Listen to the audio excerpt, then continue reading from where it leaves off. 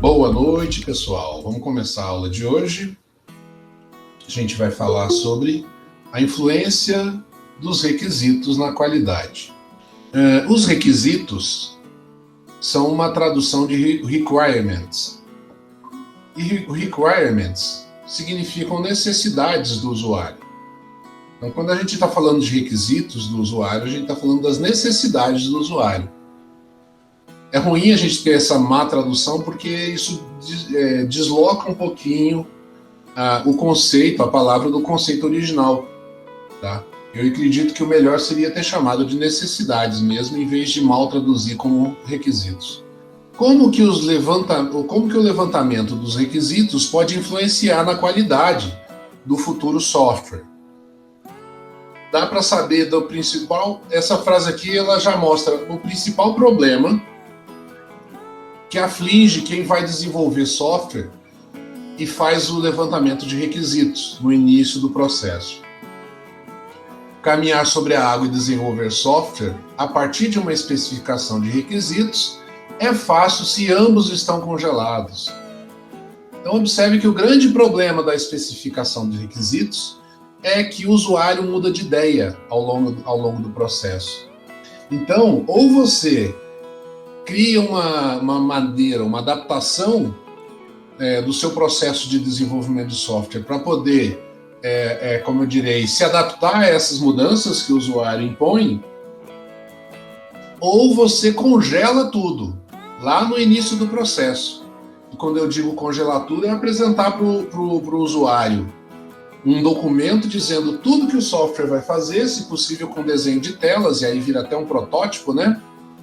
E fazer ele assinar embaixo e prometer que não vai mexer em nada até você terminar o software.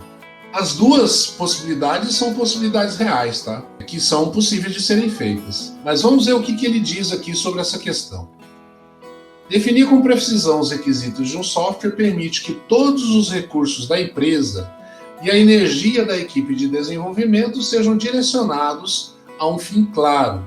Sem a definição precisa daquilo que se pretende construir, perde-se tempo, mais erros são cometidos e a qualidade do produto final é incerta. Lembrando que a palavra qualidade, a definição de qualidade você vai ter mais qualidade quando os requisitos que você levantou estão mais próximos do produto final. Se requisitos levantados e produto final estiverem bem alinhados, bem iguais, é porque você tem muita qualidade. Vamos à introdução. Há uma ilustração que conta a história de desenvolvimento de um produto de software comparando-a com a instalação de um balanço em uma árvore. Trata-se de uma anedota conhecida entre programadores ou analistas de sistemas. Tudo começa quando o cliente procura uma empresa dizendo precisar de um software. O analista de sistemas o escuta com toda atenção e faz uma série de perguntas.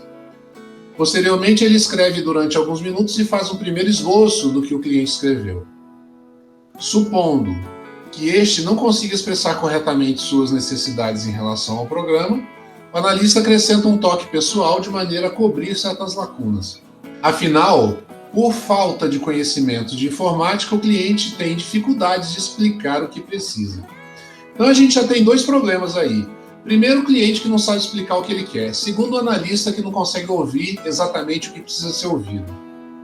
Posteriormente, uma reunião com a equipe da empresa, o analista expõe suas anotações. O gerente de projeto decide fazer algumas modificações para reduzir o cronograma inicial e cortar os custos de implementação. A documentação toda passa em seguida para o analista.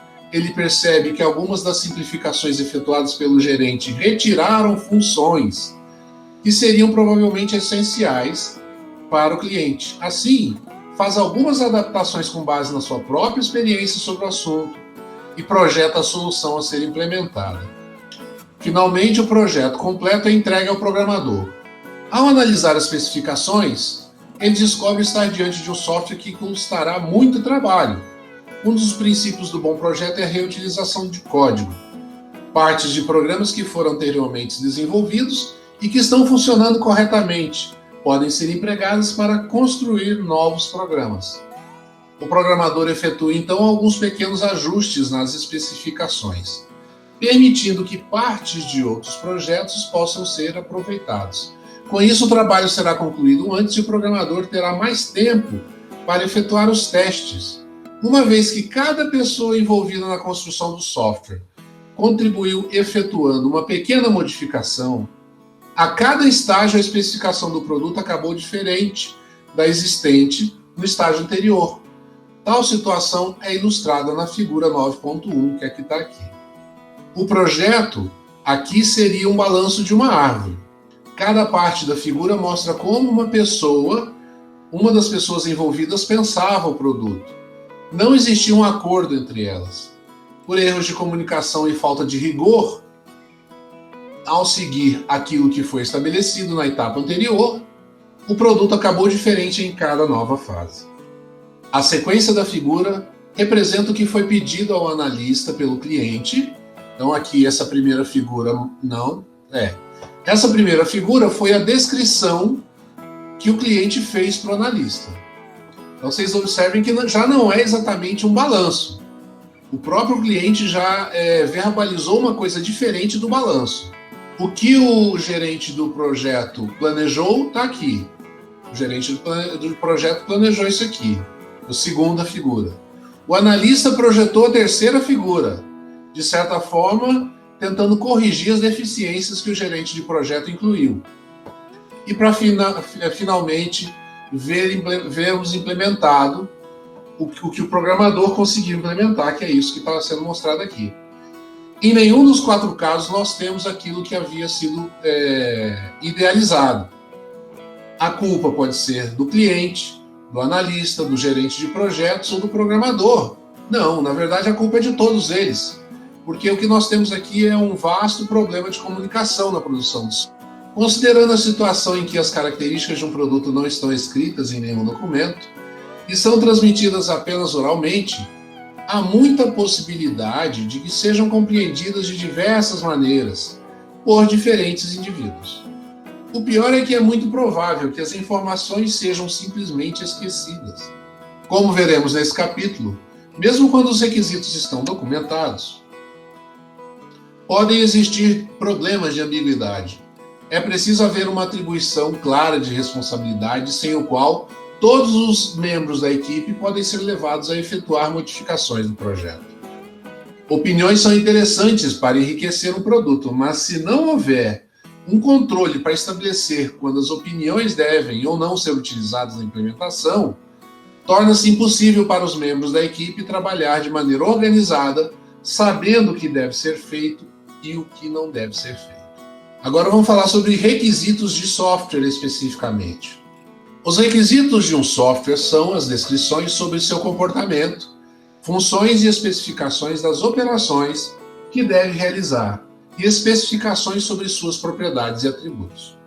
Os requisitos compreendem as funcionalidades presentes no software quando este estiver pronto para ser executado. A área de estudo de requisitos de software está relacionada com levantamento, análise, especificação, rastreamento e validação dos requisitos. Vejam que aqui a gente está falando só dos requisitos, que são o quê? Todas as funções que o software vai executar, o que é chamado aqui de funcionalidade. As principais causas de falhas em projetos são relativas aos requisitos. Essas falhas se devem às dificuldades em entender o que o usuário quer, descrições incompletas e mudanças não controladas dos requisitos, conforme estudo empírico com 8.380 projetos. Portanto, realizar corretamente o levantamento e administração dos requisitos é vital para a qualidade do software. Os requisitos definem, em princípio, o que o software deve fazer. Mas, além disso, é preciso que fique claro como as operações serão realizadas. Então, veja, não adianta simplesmente dizer o que o software deve fazer. As necessidades do usuário vão além disso. Você deve também dizer como elas serão realizadas, como essas operações serão realizadas.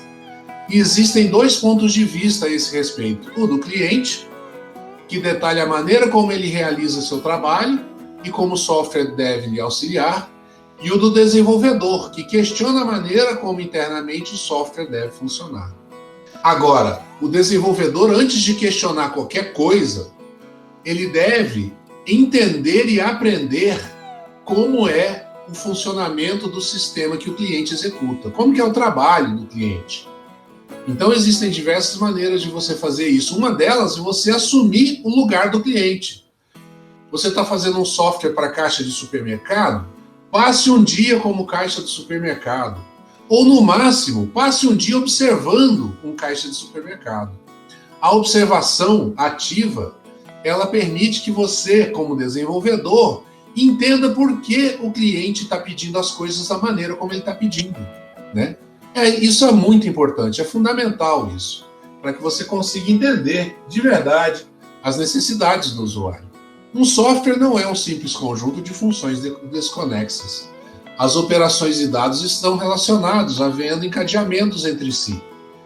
Os analistas intervêm com clientes para organizar as operações de maneira que se tornem eficientes para a realização da tarefa e fáceis de usar.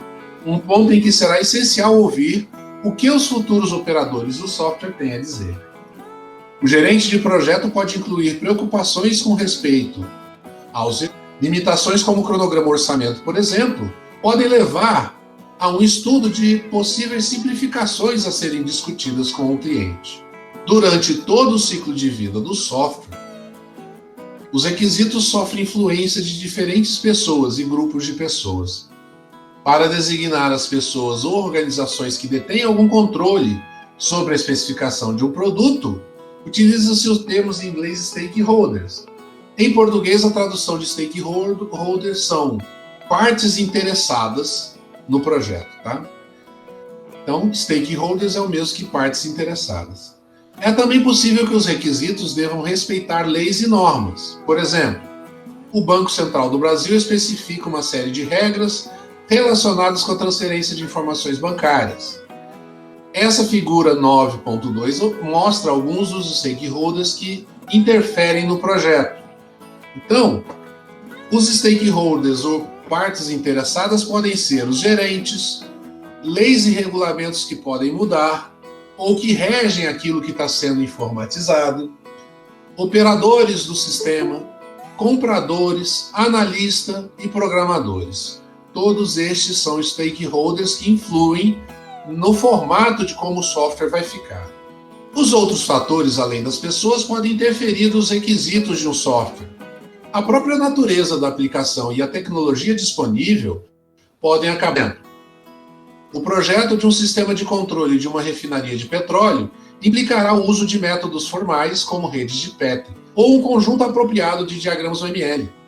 Em seguida, a implementação provavelmente envolverá o uso de tecnologia adequada, como linguagens, hardware e software operacional. Se a equipe de desenvolvimento não está bem familiarizada com as ferramentas, é possível que exista uma certa pressão para simplificar o software e reduzir sua funcionalidade. Muito bem. E aí a gente começa a pensar em quais os primeiros problemas que a gente pode ter como desenvolvedor. O primeiro e maior sério deles é que você está certamente indo informatizar um processo, um trabalho, da qual você não conhece em profundidade. E a única forma de você conhecer em profundidade é você aprendendo com o usuário, com o operador daquele sistema que você vai fazer no futuro.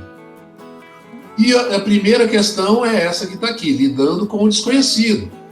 Além de tratar um grande volume de informação que provém de diferentes fontes, os projetistas de um software devem estar atentos aos requisitos que fazem parte do produto, mas que não foram declarados por nenhum stakeholder. Em software, como em automóveis, existem vários requisitos que são óbvios e que por isso mesmo não são enunciados. Por exemplo, automóveis devem ter janelas, software devem possuir interfaces inteligíveis, etc. Em ambos os casos, a diferença entre o que é conhecido e o que não é varia segundo a pessoa que analisa os requisitos. A figura 9.3 é uma versão da janela de Johari. Em nosso caso, o diagrama divide o conhecimento em duas categorias: informações conhecidas ou não pelo cliente, e informações conhecidas ou não pelos desenvolvedores. E aqui está a figura 9.3, que mostra a visibilidade dos requisitos implícitos e explícitos. A gente está vendo acima, à esquerda, os requisitos de software que são conhecidos por todos. Todo mundo conhece esses requisitos. Ao lado, no topo à direita, a gente tem os requisitos que são desconhecidos pelo usuário. Embaixo à esquerda, os requisitos que são desconhecidos pelo desenvolvedor. E os piores deles, os requisitos que são desconhecidos por todos. Acreditem, existem requisitos que você só vai descobrir talvez quando o software entrar em operação. O usuário não lembrou, não sabia, você não sabia também, o gerente não sabia, ninguém sabia. Isso vai provocar fatalmente uma alteração no software, né? Por exemplo, uma lei que ninguém sabia que existia a respeito do assunto. Esse é o tipo de requisito desconhecido por todos. Existem requisitos que são óbvios, tanto para usuários como para desenvolvedores, como a ausência de bugs. Já a facilidade de operar o programa, embora em princípio pareça uma característica universalmente desconhecida, embora em princípio pareça uma característica universalmente conhecida, é menos evidente do que parece. Um desenvolvedor pode conhecer técnicas de desenvolvimento de interface e de ergonomia que os futuros operadores ignoram. Certas características serão assim definidas pelo especialista e farão parte dos requisitos do software, algumas vezes sem o pleno conhecimento do contratante. Então veja, às vezes você conhece tanto de interface e de ergonomia que você se arrisca a incluir requisitos do software sem que o usuário saiba.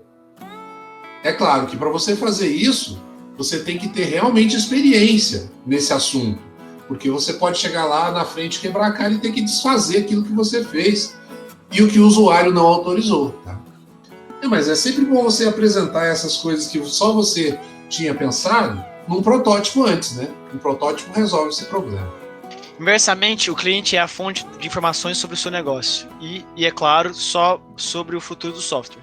Frequentemente, um desenvolvedor tem a sorte de encontrar um cliente com habilidades pedagógicas extraordinárias. Eles são capazes de dar verdadeiras aulas sobre sua profissão, utilizando quadros com anotações e mesmo fazendo perguntas para estimular a interação com o analista. São pacientes e motivados a dividir o seu conhecimento. Mas ocorre também o contrário, usuários que não conseguem organizar uma descrição ou que simplesmente não gostam de fazê-lo. Além disso, é possível que haja requisitos que passem despercebidos porque são funções utilizadas muito raramente e ninguém se lembra delas ao explicar o negócio. Por exemplo, lembrar que uma determinada lei aplica-se ao caso de um funcionário que é licenciado por um motivo específico, após passar por um certo número de anos no emprego, sendo que isso jamais tenha ocorrido na empresa. Então a gente tem que lembrar que da mesma forma que a gente pode ter sorte de encontrar um usuário que é um verdadeiro expert, um professor daquele trabalho que você vai automatizar, o mais comum é você encontrar funcionários que não só não sabem passar aquilo que precisa ser passado. Pior que isso, a gente tem aqueles que querem sabotar a automatização, com medo de perder o emprego. Tá? Eu já passei por contato com usuários que claramente estavam sabotando a implantação do software para não terem perigo de perder o emprego. Isso acontece com muita frequência. Os requisitos documentados são chamados de explícitos. Requisitos que não tenham sido declarados por alguns stakeholders e, por isso, estão ausentes da documentação são chamados de implícitos. Agora vamos tratar do documento de requisitos. Escrever é uma tarefa complexa e propensa a erros. Frequentemente, um leitor encontra dificuldade de compreensão que não são evidentes ao autor em um primeiro momento. Escrever requisitos de forma correta e concisa é fundamental para a sua compreensão. Este é um bom motivo para que profissionais da área de computação aperfeiçoem suas habilidades de redigir documentos. Para os estudantes que acreditam que basta saber programar em uma linguagem conhecida para ser um bom profissional, será uma surpresa descobrir a quantidade de documentos que são produzidos em um processo de desenvolvimento de um grande sistema. Por vezes, basta uma pequena inconsistência para levar a um sério problema de desenvolvimento. Um caso famoso foi a falha de comunicação entre projetistas da sonda Mars Polar Orbiter da NASA.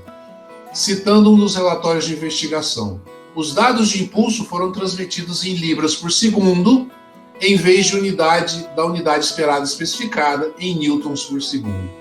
O resultado desse erro de comunicação foi a perda da sonda a um custo de mais de 100 milhões de dólares. Obviamente, este livro não pretende ensinar como escrever corretamente, mas pode alertar para alguns erros comuns. Existem algumas práticas simples de boa escrita que podem auxiliar a melhorar a qualidade dos textos de requisitos, as quais serão brevemente apresentadas a seguir. Então, eu tenho aqui as duas primeiras qualidades de escrita que um bom desenvolvedor deve ter. Alocar tempo. A pressa excessiva ao escrever documentos leva quase inevitavelmente a um número maior de erros. O tempo usado na escrita é economizado futuramente, ao serem evitados enganos de interpretação por parte de pessoas diferentes. O investimento de tempo em atividades relacionadas à qualidade de software é apontado pela maioria dos estudos como positivo, inclusive financeiramente. Consistência. Oi? Pode ler o segundo. Tá. Consistência. Requisitos de software são lidos constantemente e por várias pessoas diferentes. Em uma boa especificação de requisitos, todos os leitores devem interpretar as funcionalidades de forma única. Por exemplo, deve-se evitar o uso de sinônimos desnecessários. Escrever cadastro de compradores como sinônimo de inserção de clientes pode levar confusões na interface que atrapalham os usuários, ou até mesmo ocasionar a implementação duplicada de funções. Então essas são as primeiras duas grandes lições que a gente tem a respeito de fazer levantamento de dados. Primeira, gaste muito tempo com o levantamento de dados, o levantamento de requisitos. Por quê? Porque se você fizer um levantamento de requisitos mal feito por falta de tempo, o software inteiro vai sofrer com isso. O produto final não vai ficar bom. Então, para o produto final ficar bom, o tempo que você gastou com o levantamento tem que ser um tempo de qualidade também. E também a questão da consistência. Use sempre os mesmos termos quando for redigir os requisitos do software. Não fique trocando de termos dentro do documento. E, principalmente, use os termos que o usuário utiliza. Talvez isso esteja aqui para baixo. Concisão. Uma das características de bons textos técnicos é evitar o uso de adjetivos. Por exemplo, uma especificação poderia declarar que um sistema deve ser rápido. A ideia é razoável, porém a frase é inútil para o desenvolvedor. Ele precisa, sobretudo, de dados quantitativos, como o número de requisições por hora a processar. Deve-se preferir frases curtas com a informação por frase e parágrafos igualmente curtos, evitando tornar a leitura cansativa. O documento de requisitos é uma proposta formal para os stakeholders. Idealmente pode consistir em parte do contrato de desenvolvimento. Não existe um padrão único para o documento. É recomendável, contudo, que cada organização elabore um formato que seja conhecido e seguido por todas as equipes e pessoas ligadas ao desenvolvimento do software. Independentemente do formato ou do nome dado a esse documento, ele deve conter os serviços e as funcionalidades que o software vai proporcionar ao usuário, as restrições de operação, propriedades gerais do software, requisitos de hardware, definição de quais outros softwares devem ser integrados. Diversos padrões internacionais foram propostos para o documento de requisitos, como a IEEE Standard 830 de 98, que propõe a estrutura mostrada na tabela 9.1. Então está aqui uma tabela sugerindo como que deve ser um relatório, um documento de requisitos. Começa com uma introdução, a descrição do propósito do documento, o escopo do produto, ou seja, as funções que ele vai executar, definições e abreviações, referências a outros documentos, visão geral do restante do documento, descrição geral, perspectiva do produto, as funcionalidades do produto, características que o usuário definiu como importantes, restrições gerais, que são as limitações que os desenvolvedores devem estar atentos, suposições de dependências, requisitos adiáveis, coisas que podem ser incluídas numa versão futura do software, requisitos específicos, apêndices e índices. E aí, finalmente, a gente passa para os tipos de requisitos que um documento de levantamento de requisitos deve conter. De cara, a classificação clássica, que divide os requisitos em funcionais e não funcionais. As duas categorias serão descritas nas próximas ações. Primeiro, os requisitos funcionais. Estes requisitos descrevem as funcionalidades de espera que o software fornece quando estiver pronto, como entrada, saída, exceções, etc. A especificação de requisitos funcionais de um software deve ser completa e consistente. Todas as funções requeridas pelo usuário devem estar definidas e essas definições não devem ser contraditórias. Na prática, para os softwares complexos e grandes, é quase impossível atingir a consistência e completude dos requisitos. Um dos motivos são os diferentes pontos de vista da equipe e à medida que os problemas são descobertos, em fases posteriores de ciclo de vida. O documento de requisito deve ser corrigido. Requisitos funcionais devem ser desvinculados o máximo possível da tecnologia de implementação. Isso inclui itens como linguagem de programação, biblioteca e banco de dados. Então, observem que os requisitos funcionais documentam as necessidades do usuário, independente dos problemas de implementação. Você não vai definir qual linguagem, que tipo de tela vai ser usado, qual o sistema operacional. E essas questões de implementação não entram nos requisitos funcionais. Já os requisitos não funcionais descrevem as restrições ao software de forma mais geral.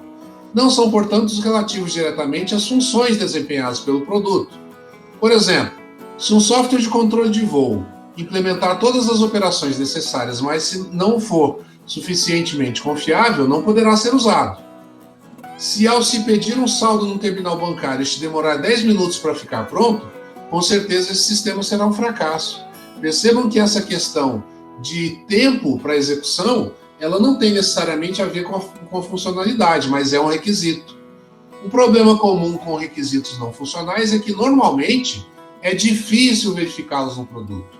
Exemplificando, um cliente pode declarar objetivos gerais como facilidade de uso, capacidade de detecção e recuperação de falhas e rapidez da resposta. Esses requisitos causam problemas à medida que deixam aberta a possibilidade de interpretação. Idealmente, os requisitos não funcionais devem ser expressos quantitativamente, utilizando-se métricas que possam ser objetivamente testadas. Porque se você não tiver um valor, um número, como é que você vai saber lá, depois que o software estiver pronto, se você conseguiu atingir os requisitos não funcionais? Uma forma de tratar o problema consiste em estabelecer a especificação de requisitos com base em um modelo como o Square, a ser apresentado lá no capítulo 11, a gente vai chegar lá ainda, e torná-los mais precisos, especificando valores-alvos para métricas que são aplicadas no produto, conforme indicado no capítulo 12. Por exemplo, tem-se o número de transações processadas por segundo, o tamanho do sistema em bytes, a quantidade de memória necessária em bytes, o tempo de treinamento necessário para operá-lo e o tempo de reinício após uma falha. Na prática, esta quantificação de requisitos não funcionais é difícil, pois os clientes podem não ser capazes de traduzir suas metas em requisitos quantitativos. Os requisitos não funcionais frequentemente entram em conflito e interagem com outros requisitos funcionais do sistema. Por exemplo, limitar o tamanho do código de máquina para uma aplicação embarcada em um telefone celular pode tornar-se incompatível com o número de funções que você deseja implementar naquele aplicativo. E aí você tem aqui uma tabela classificando os principais requisitos não funcionais possíveis de você utilizar, segundo Cotonia e Somerville. Então, requisitos não funcionais: desempenho, interface, interoperabilidade, verificação, eficiência, robustez, portabilidade, qualidade, confiabilidade, recursos, segurança e manutenibilidade. Finalmente, técnicas de levantamento de requisitos. Brooks, famoso gerente do projeto IBM 360, afirmava que a maior dificuldade do desenvolvimento de um software é precisamente decidir o que deve ser construído.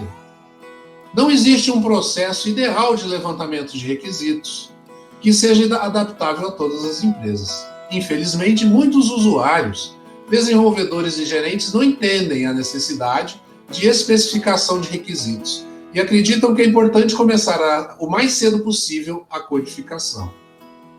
Um dos motivos para isso é o fato de que uma boa especificação de requisitos custa tempo e dinheiro. Contudo, a experiência mostra que a ausência de uma boa especificação de requisitos custa ainda mais tempo e dinheiro. Os desenvolvedores devem sempre insistir na elaboração de uma especificação completa e detalhada. O levantamento e a especificação de requisitos envolvem aspectos técnicos e sociais. Exemplificando estes últimos, os stakeholders podem não estar de total acordo com a relação e com relação a todas as funcionalidades do produto. Isso deve levar a uma negociação entre as partes. Algumas vezes, como foi comentado no capítulo 4, ocorrem decisões unilaterais. Jordan e Weinberg comentaram, por exemplo, como programadores frequentemente assumem o papel de clientes e estabelecem os melhores requisitos para o produto. É possível também que até fatores políticos interfiram no processo. Certos stakeholders com mais influência, como gerentes, podem impor requisitos que não sejam ideais para o propósito do software, mas lhe atentam de alguma maneira em particular. Outra dificuldade é que o ambiente econômico e de negócios é dinâmico e inevitavelmente modificado durante o processo. Podem surgir novos requisitos para os quais nem todos os stakeholders possam ser consultados. O correto levantamento de requisitos é um processo cooperativo, para que a especificação gerada seja a mais fiel possível à realidade. É necessário que haja comprometimento de todas as partes envolvidas: desenvolvedores de software, analistas de sistemas, contratantes, operadores, etc. Podem existir fatores que dificultem o bom relacionamento entre os envolvidos. A discussão de requisitos pode ser o pretexto para uma discussão de poder ou o palco para expor animosidades de uma equipe. Os gerentes de desenvolvimento devem estar atentos para controlar tais situações. O que ele está dizendo aí é que geralmente reuniões para levantamento de requisitos podem aflorar conflitos que virão à tona e deverão ser controlados e resolvidos pelo desenvolvedor, tá? Porque o desenvolvedor, no caso, vai ser o quê? A pessoa que está criando aquela reunião ali, que está organizando aquela reunião. Então, o desenvolvedor vai estar ali como um gestor da reunião. Vejam, isso é comum por quê? Porque a gente está falando que a gente vai construir um software. Esse software vai ser construído para resolver um problema. E quando a gente tem um problema, a gente tem pessoas bravas com o problema. Então, é muito, muito comum os usuários brigarem durante reuniões para discutir os problemas, tá? Isso é normal. A gente não pode se surpreender com esse tipo de coisa. Uma dificuldade muito comum é a alocação insuficiente de tempo. Os stakeholders podem estar ansiosos pela implementação. Ao não compreender o significado do processo de levantamento, especificação e análise, podem pressionar para que o produto seja desenvolvido assim que for possível. Outro ponto a considerar é o fato de que, muitas vezes, desenvolvedores não se preparam corretamente para o processo de levantamento de requisitos. É evidente que entender as características econômicas de um sistema financeiro ou o modo de funcionamento de um hospital não é tarefa fácil para alguém cuja especialidade é computação. Além do esforço e da dedicação à tarefa por parte dos analistas, é preciso prever a necessidade de tempo para que esta fase seja corretamente realizada. É fundamental envolver o cliente nesse processo. Muitos autores aconselham, por exemplo, discutir diagramas de casos de uso ou mesmo diagramas de classes com clientes, como vai ser apresentado lá no capítulo 14. Professor, Oi, pode falar. Tá falando sobre levantamento de requisitos, né? É. E daí me surgiu uma dúvida aqui. Já que o senhor já trabalhou já nessa área, teve empresa, você já sabe me responder. Que na maioria das vezes o cara que é desenvolvedor, o cara que é dev, codifica, ele também é analista, ou seja, ele participa da reunião de levantamento de requisito e desenvolve, ou tem um cara que é só analista, vai lá, faz a reunião e passa pro dev. Como é que é? Hoje em dia, já é um consenso de que você tem duas figuras, dois tipos de analistas. Você tem o analista do software e o analista do negócio. Tá?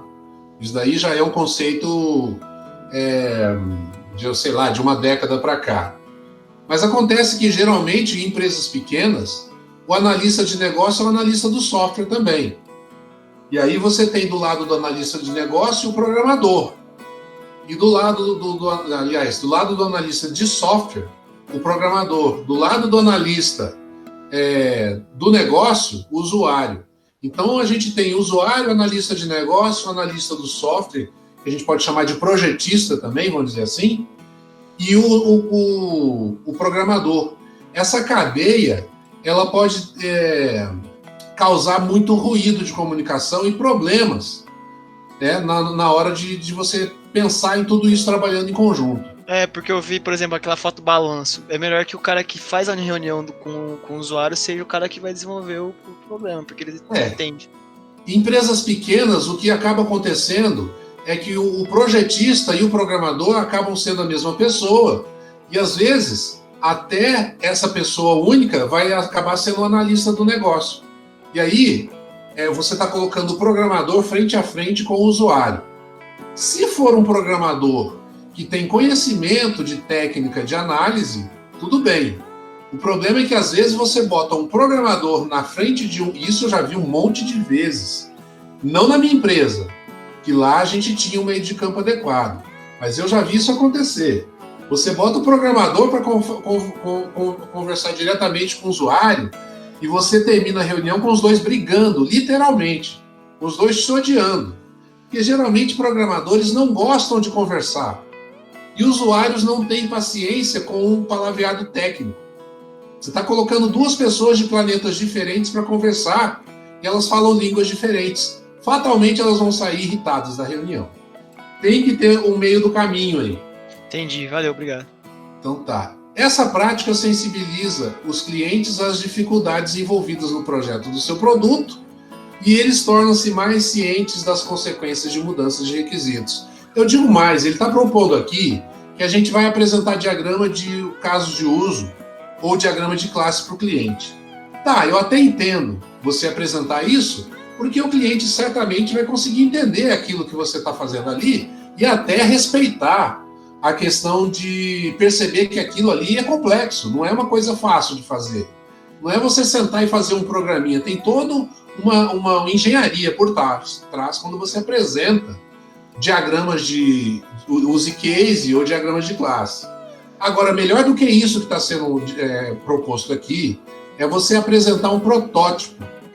Um protótipo desenhado à caneta, ou feito no ambiente Marvel, ou você fazendo mesmo usando programação mesmo, mas desenhando só a interface do software.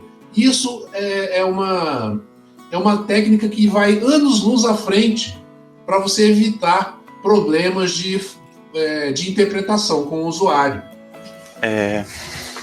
Por fim, alguns stakeholders podem não querer que o sistema seja desenvolvido. O novo sistema pode alterar sua forma de trabalho, tornando-a menos produtiva. Normalmente, sistemas não implementados baseando-se em manuais e políticas organizacionais bem definidas, indicando como os funcionários devem trabalhar. Entretanto, essas formas descritas podem não ser as melhores. Os funcionários podem ter descoberto novas formas mais produtivas de executar suas atividades que não são encontradas no novo sistema, gerando resistência ao seu uso. Para tratar adequadamente esses problemas, os desenvolvedores podem aplicar técnicas apropriadas para realizar o levantamento de requisitos. As seções a seguir apresentam as principais delas. Então vamos ver, ele está falando aqui aquilo que eu tinha falado anteriormente, de você se deparar com um usuário que vai sabotar o seu levantamento de requisitos. E isso não é difícil de encontrar não, viu, gente? E a gente tem que ficar esperto com esse tipo de coisa.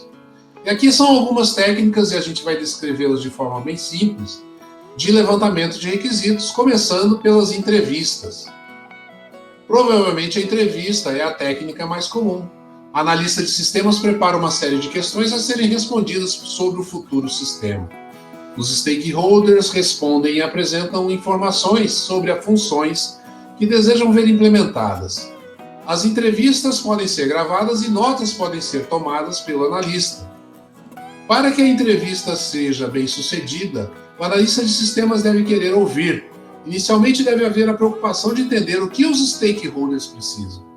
O analista deve propor um ponto inicial de discussão, por exemplo, uma pergunta do tipo: o que você deseja no sistema? É muito ampla e vaga, sendo de difícil resposta. Seria melhor iniciar a entrevista com questões pontuais simples e evoluir para características mais complexas de software. Pode-se classificar as perguntas de 3 tipos. Abertas, que são perguntas subjetivas em que se solicita ao entrevistado que explique como funciona alguma tarefa a ser automatizada ou mesmo que deseja de alguma parte do software. As respostas a essas perguntas definem os detalhes a serem implementados, mas são pouco objetivas. Exemplo: explique como deverá ser gerado o relatório semanal de vendas. Fechadas são perguntas objetivas em que o entrevistado apresenta, por exemplo, alguns fatores quantitativos. Um exemplo: quantos relatórios semanais são gerados e para quantas pessoas? E, finalmente, continuidade. Geralmente propõe que o entrevistado apresente maiores detalhes sobre alguma pergunta que não ficou muito clara. A etnografia é uma técnica de observação que pode ser utilizada para compreender os requisitos sociais e organizacionais. Nesta técnica, um analista é inserido no ambiente de trabalho dos futuros usuários. O trabalho diário é observado, assim como as tarefas reais em que os participantes estão envolvidos. Lembra que eu falei de observação? É isso, você observar o trabalho diário do usuário. O valor da etnografia reside no fato de que ajuda a descobrir requisitos de software implícitos, que refletem os processos reais em que as pessoas estão envolvidas, em vez de processos formais. Os fatores sociais e organizacionais que afetam o trabalho, mas que não são óbvios para os indivíduos, somente podem ficar claros quando examinados por um observador imparcial. Por exemplo, as práticas de trabalhos reais são muito mais ricas, complexas e dinâmicas do que os modelos obtidos da descrição dos funcionários ou da leitura de manuais de processos da empresa. A diferença entre um trabalho suposto e o real é a razão mais importante pela qual os sistemas de escritório não apresentam efeitos significativos na produtividade. A etnografia é particularmente eficaz na descoberta dos requisitos derivados da maneira como as pessoas realmente trabalham, em vez da maneira pela qual as definições de processo dizem como elas deveriam trabalhar. Um exemplo de como a etnografia revela importantes requisitos de software é encontrado na obra de Bentley, em um caso de sistema de controle de tráfego aéreo. A etnografia pode ser também vantajosa quando os usuários não podem nem querem ser entrevistados ou cooperar no levantamento de requisitos. Por exemplo, um novo sistema a ser implantado causará desemprego e irá piorar as condições de trabalho. Substitua piores condições de trabalho por maior controle sobre o trabalho. E ficará entendida a causa da possível não colaboração dos usuários. É possível que os funcionários soneguem ou distorçam informações necessárias ao analista. Apenas aplicar questionários ou entrevistá-los não seria então suficiente para obter uma descrição do sistema. Questionários. Às vezes não é possível usar a etnografia ou entrevistar os stakeholders em razão da distância geográfica ou da falta de disponibilidade destes. Uma possível solução é utilizar questionários para levantar os requisitos. O analista propõe o questionário para obter informações. De acordo com a sua experiência, ele conduz os questionamentos em uma sequência lógica e, com as respostas, consegue abstrair quais as reais necessidades dos stakeholders. Além das vantagens já comentadas, Os questionários são mais eficazes para consultar stakeholders e se expressam melhor por escrito que oralmente. O problema dessa técnica é que o analista deve ter grande experiência para saber o que é fundamental colocar no questionário e interpretar e abstrair corretamente as respostas. O questionário pode ser combinado com a entrevista. Neste caso, o questionário é enviado aos stakeholders, que respondem e enviam de volta aos analistas. Estes podem analisar as respostas e, então, preparar-se melhor para a entrevista. Algumas perguntas que não ficaram claras ou que precisam de confirmação podem ser refeitas. Outra técnica interessante são a técnica dos cenários. Frequentemente, os stakeholders consideram mais fácil apresentar exemplos de situações reais do seu trabalho do que responder de forma abstrata às perguntas. Descrever tais situações permite que o cliente se lembre de detalhes que podem não ser revelados em questionários. Tais descrições constituem os chamados cenários de uso.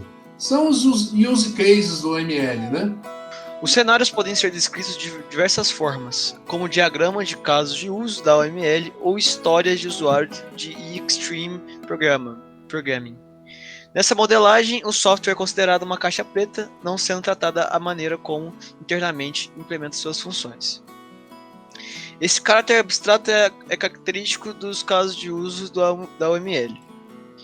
Maiores informações sobre a OML podem ser obtidas no site da OMG. Uma vez disponíveis os cenários, analistas podem simular a execução das tarefas neles descritas.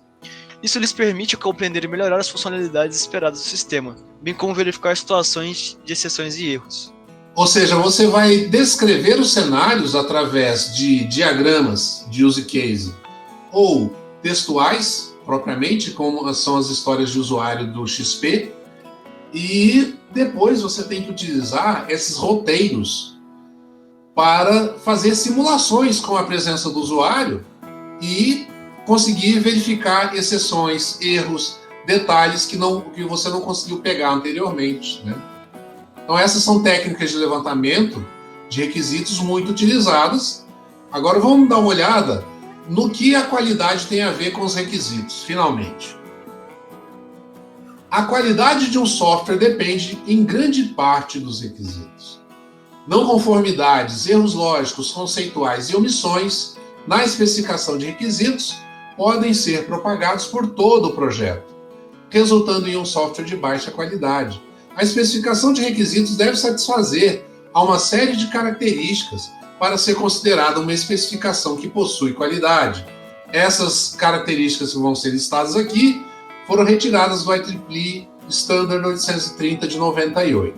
Correção. Uma especificação de requisitos é correta se todo requisito presente nela é realmente um requisito de produto a ser construído. A verificação pode ser feita checando se há coerência entre os diversos documentos do processo. Precisão. Uma especificação de requisito é precisa se todo requisito presente possuir apenas uma única interpretação e todos os requisitos entendidos pelas partes interessadas da mesma forma. Para isso, todos os conceitos presentes na especificação devem ser representados pelo mesmo termo. Completude. Uma especificação de requisito é completa se reflete todas as decisões de especificação que foram tomadas sem pendências. Deve conter todos os requisitos significativos em relação à funcionalidade, desempenho e restrições. Então, toda especificação de requisitos deve ser correta, precisa e completa, né? Além disso, nós temos outras características, como consistência. Uma especificação de requisitos é consistente se não há conflitos entre nenhum dos subconjuntos de requisitos presentes, como ordem temporal diferente ou nomes diversos que designam a mesma informação. A especificação deve também ser consistente em todos os documentos gerados anteriormente ou que são gerados ou que serão gerados durante o desenvolvimento do software. Priorização. Requisitos devem ser priorizados de acordo com a importância, essencial, opcional e a estabilidade, probabilidade de alteração no requisito de acordo com experiências anteriores. Dificilmente todos os requisitos possuem a mesma importância. Essa priorização deve ser explícita. Verificabilidade. Deve ser possível atestar a conformidade do produto final aos requisitos, por meio de um processo de verificação. Requisitos ambíguos e qualitativos não são verificáveis. Por exemplo, é impossível verificar os termos "pequena quantidade de dados devem ser armazenados" ou "o software deve ser rápido", pois são expressões relativas e abertas a interpretações diferentes. Essas expressões poderiam ser substituídas, respectivamente, por "no máximo são armazenados 10 campos relativos ao cliente" e "em 90% dos casos o relatório de venda semanal deve ser expedido em, no máximo, 10 segundos. Modificabilidade. Uma especificação de requisitos é modificável se sua estrutura e estilo permitirem a mudança de qualquer requisito, de forma fácil, completa e consistente. Por isso, a especificação não deve conter redundâncias, o que dificultaria que as modificações fossem feitas em todo o documento. Muito bem. E para terminar, a rastreabilidade, que é uma especificação de requisitos rastreável se permite a fácil determinação dos antecedentes e consequências de todos os requisitos. Deve ser possível localizar a origem do requisito e quais resultados do desenvolvimento serão alterados. Muito bem. Agora a gente vai entrar em como fazer leitura. Saber ler também é uma coisa importante para você fazer levantamento de requisitos. Então, a gente vai falar então que as técnicas de leitura são um conjunto concreto de instruções utilizadas por um revisor para encontrar defeitos. Servem como referência para a abordagem de um leitor ao ler as especificações do produto de software. Essa leitura é considerada uma atividade técnica-chave para a verificação e validação dos documentos gerados durante o processo de ciclo de vida de um software, como planos de teste, código e especificação de requisitos. A Perspective-Based Reading é uma técnica de leitura de requisitos escritos em linguagem natural. Utilizando a PBR, um avaliador analisa documentos em busca de certas características que denunciam problemas. A leitura é feita segundo um determinado ponto de vista, por exemplo, do programador, buscando falta de informações necessárias ou dados que estejam inconsistentes. Exemplificando, um documento de requisitos poderia mencionar número do produto e código do produto. É possível que se trate da mesma informação, ou então, de dois dados diferentes. Essa ambiguidade pode permanecer dentro da equipe de desenvolvimento e levar a defeitos como inconsistência na interface ou funções erroneamente implementadas. A PBR atribui a cada revisor uma determinada característica. Ao fornecer-lhe um procedimento que orienta a criar um modelo físico com base nos requisitos. Dessa forma, o revisor que assumisse a perspectiva do testador construiria um conjunto de casos de teste. O revisor responsável pela perspectiva do analista construiria os diagramas do projeto. O responsável pela perspectiva do usuário construiria um manual do sistema. A PBR argumenta que visões diferentes permitam cobrir o maior número de aspectos possíveis sobre o software. Durante a criação do modelo físico, revisores tentariam identificar os possíveis defeitos existentes, respondendo a um conjunto de questões ajustadas para cada passo do procedimento de criação do modelo. Caso os requisitos não forneçam informações suficientes para responder às questões, significa que não apoiam o usuário dos requisitos em suas tarefas, caracterizando a presença de potenciais defeitos. Um exemplo de script para aplicação de PBR sob a perspectiva do testador é apresentado por Basile. Em resumo, o script orienta o revisor a criar um fluxo de código do sistema e casos de teste para esse fluxo. Em seguida, o revisor deve aplicar os casos ao fluxo e verificar se correspondem ou não à especificação analisada. Finalmente, o revisor deve responder às perguntas tais como: todas as informações para especificar casos de testes estão disponíveis? Todos os dados são utilizados corretamente? Todos os cálculos foram verificados com os casos de teste? Então, essa técnica PBR é uma técnica que você aprende para poder ler os projetos e poder tirar deles aquilo que realmente interessa de acordo com a sua perspectiva. E o que dizer do diálogo entre o cliente e o desenvolvedor, o usuário e o desenvolvedor? As dificuldades de comunicação durante a especificação de requisitos merecem atenção especial por parte dos desenvolvedores. Um dos problemas conhecidos no desenvolvimento de software é a negociação de requisitos entre clientes e desenvolvedores. Algumas frases comuns ouvidas são comentadas brevemente. Não se pretende esgotar todas as dificuldades, apenas apresentar algumas conclusões. O leitor poderá, inclusive, identificar as frases escritas como comuns no seu trabalho diário. Então, primeira frase que a gente ouve muito: o cliente não sabe o que quer. Trata-se, provavelmente, de uma das frases mais ditas na indústria do software e considerada por alguns quase uma lei. Isto ocorre, entre outros fatores, porque é realmente difícil explicar as características de um novo sistema antes mesmo dele estar pronto. O processo de levantamento, análise, documentação e verificação de requisitos é responsabilidade de todas as partes envolvidas. Os entrevistadores são responsáveis por propor questões pertinentes para que os requisitos sejam corretamente expressados pelos stakeholders. Estes, por sua vez, devem estar interessados em apresentar suas dificuldades e necessidades, pois apenas dessa forma é possível que o processo seja corretamente elaborado. Uma outra frase muito comum: não pedir porque é óbvio. Muitas vezes não é evidente aos usuários o fato de que os analistas de sistemas não conhecem seu negócio. Os usuários podem estar empolgados em saber como o novo sistema vai funcionar ou o que pode fazer e acabam por se esquecer de explicar aspectos fundamentais do seu trabalho. Em particular, as atividades realizadas podem frequentemente passar despercebidas. Vamos explicar tal situação comparando um produto de software e um automóvel.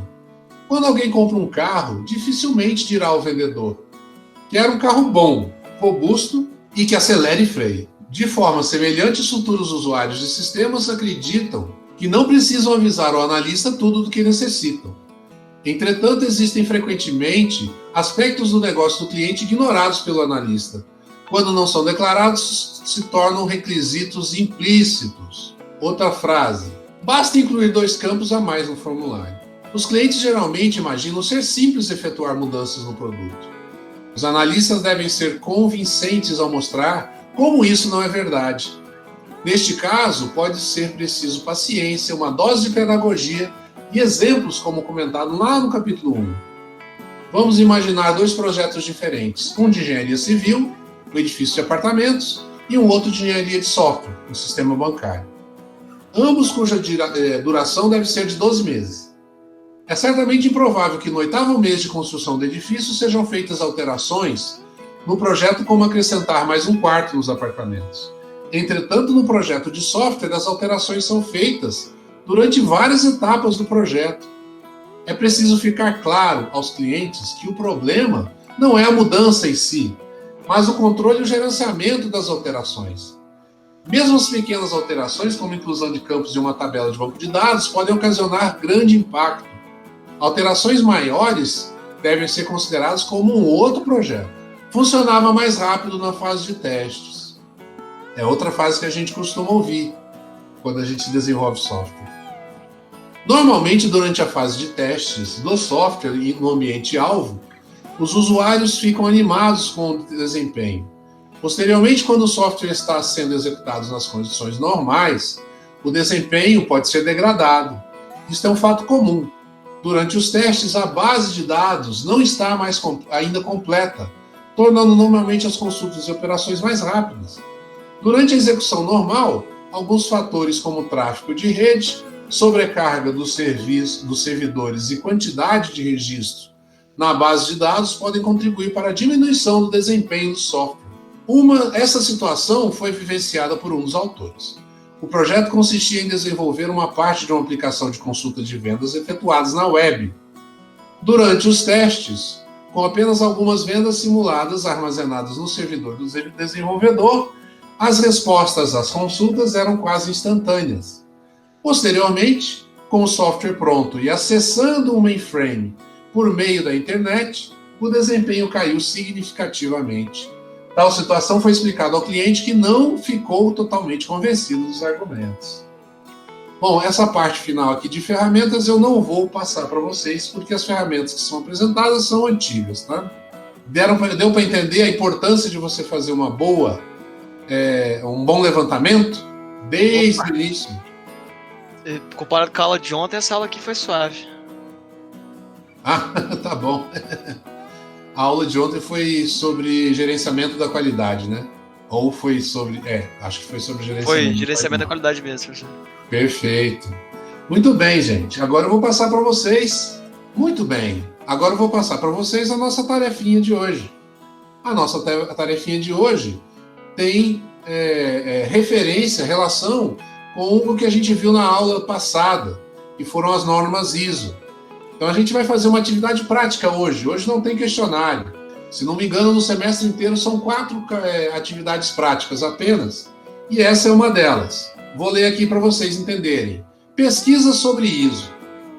Muita coisa aconteceu depois que o texto sobre ISO apresentado na aula passada foi publicado, pois o texto é de 2005. Quais foram as atualizações que foram realizadas nas normas ISO após 2005? O aluno deverá elaborar uma apresentação relatando essas atualizações. Então vocês montem um documento qualquer, pode ser em PowerPoint, Word, o que vocês quiserem, e postem aqui no Moodle. E o prazo, é claro, o prazo é para hoje.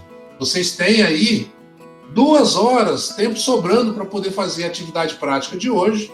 E aí eu pergunto para vocês, alguma dúvida sobre a atividade prática? Não. Muito bem, muito bem. Estarei aqui à disposição de vocês, caso vocês queiram discutir alguma coisa ou apresentar para mim a tarefa antes de vocês publicarem. E se precisarem de mim, podem me procurar. No mais, uma boa semana e até terça-feira que vem. Oi, professor, até segunda. Até mais. Até, Lucas. Falou, professor. Até semana Tchau, que vem. João.